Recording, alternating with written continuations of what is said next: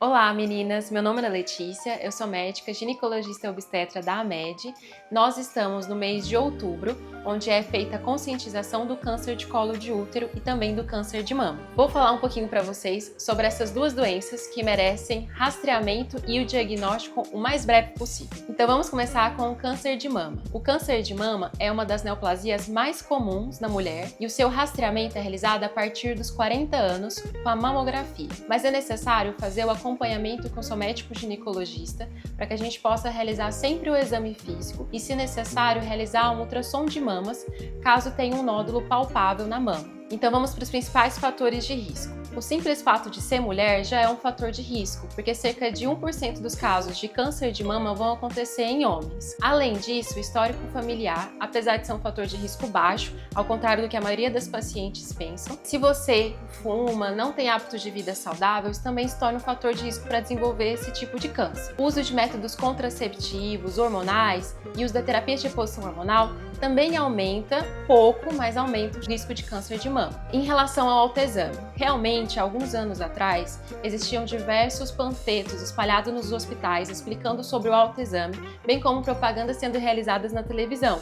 Mas hoje em dia, o Ministério da Saúde não indica tanto a realização do autoexame. É óbvio que a mulher tem que se conhecer, saber o que é normal e o que não é no seu próprio corpo.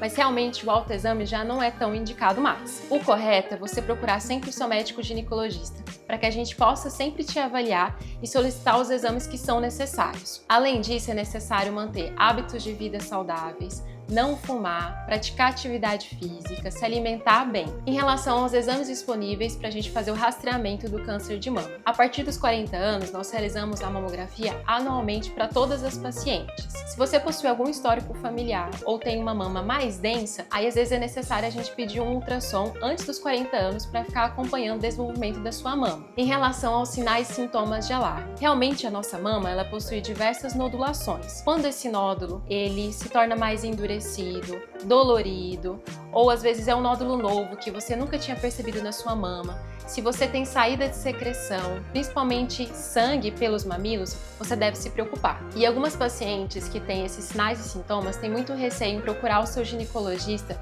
pelo medo do diagnóstico, mas saibam que existem diversos tipos de tratamento disponíveis e modernos no mercado para que a gente possa te auxiliar. Receber o diagnóstico de câncer não é sentença de morte. E um dos assuntos que vem sendo muito abordados nos congressos de ginecologia e mastologia em relação ao câncer de mama em mulheres jovens, antes dos 30 anos. Então, caso você tenha um histórico na família ou você apresenta algum dos sinais e sintomas que eu já falei anteriormente, é necessário procurar o seu médico ginecologista. E lembre-se, é necessário sempre fazer um check-up anual. E agora nós vamos conversar um pouquinho sobre o câncer de colo de útero. O câncer de colo de útero, em mais de 90% dos casos, é causado pelo papiloma vírus humano, que é transmitido por via sexual. Existem mais de 150 tipos de vírus do HPV, mas apenas alguns deles vão ser responsáveis pelo câncer de colo de útero. O rastreamento do câncer de colo de útero, ele deve ser iniciado a partir dos 21 anos. É necessário fazer um exame chamado genotipagem do HPV, que inclusive é um exame que surgiu novo como rastreamento aqui no Brasil esse ano. Antigamente a gente realizava muito o Papa Nicolau, mas hoje em dia a gente tem preferência em realizar a genotipagem do HPV. Esse exame é feito do mesmo jeito que você sempre realizou o Papa Nicolau, porém a análise do laboratório é feita de uma forma totalmente diferente. Através desse exame, a gente identifica o tipo de vírus que você tem. Como eu falei anteriormente, existem cerca de 150 tipos,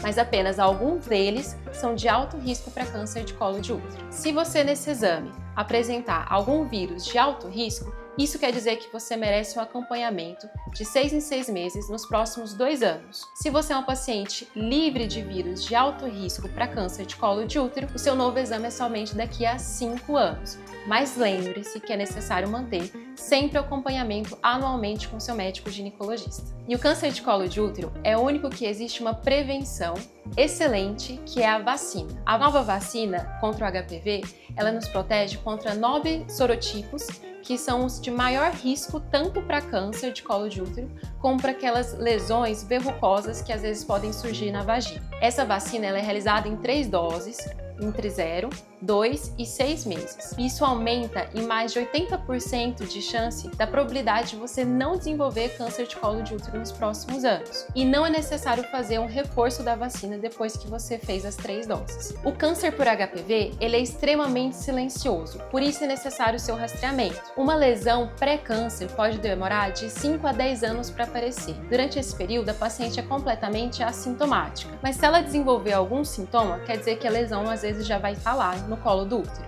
Então é necessário você ficar atento em relação ao desconforto durante as relações sexuais, principalmente sangramento intenso após a relação, se você apresenta dificuldade para urinar ou às vezes dificuldade para evacuar quando o câncer está numa fase muito mais avançada da doença. Em relação ao tratamento, isso vai depender muito de qual que é o tamanho da lesão e qual que é a sua localização.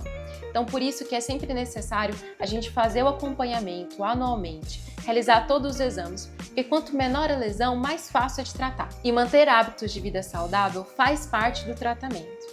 Pacientes que fumam dificilmente vão conseguir eliminar o vírus do HPV. Como esse é um mês de prevenção, não esqueça de procurar o seu médico ginecologista e fazer todos os seus exames de rotina. Aproveita e compartilhe esse vídeo com a sua amiga que não foi ao ginecologista esse ano.